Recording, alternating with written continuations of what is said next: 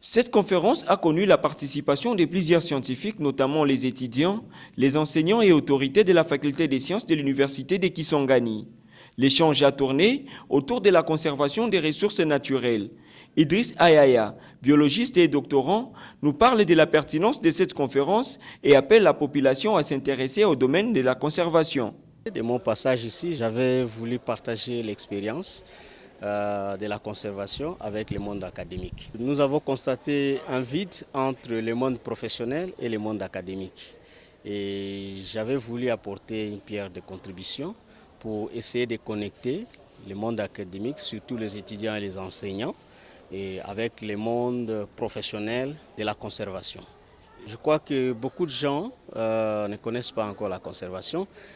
J'appelle à toutes les communautés, de toutes les disciplines possibles, de s'intéresser à la conservation et de venir découvrir quelles sont les opportunités qu'offre la conservation dans notre pays. Et surtout à la Choapa, où la conservation, on voit plus les ressources naturelles, la forêt, et Chopo est plus forestière, c'est-à-dire il y a des opportunités dans ces domaines. J'appelle tout le monde de venir s'intéresser à ces opportunités.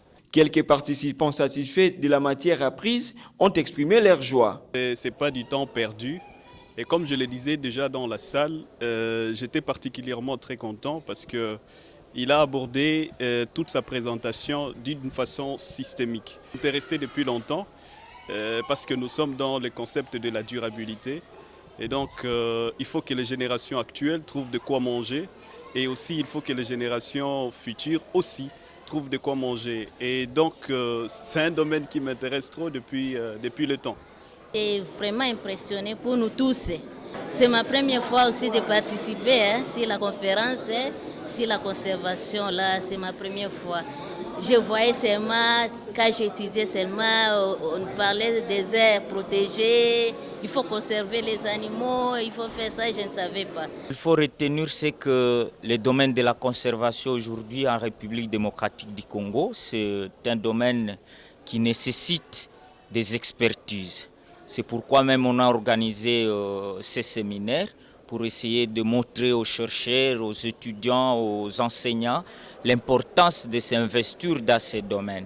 Parce qu'aujourd'hui, on a beaucoup de problèmes au sein de la conservation de nos aires protégées qui ne peuvent qu'avoir des réponses avec des ressources humaines compétentes, des ressources humaines scientifiques, bien formées et informées aussi de ce qui se passe à travers le monde. Notez que plusieurs personnes ont été satisfaites de l'exposé du conférencier.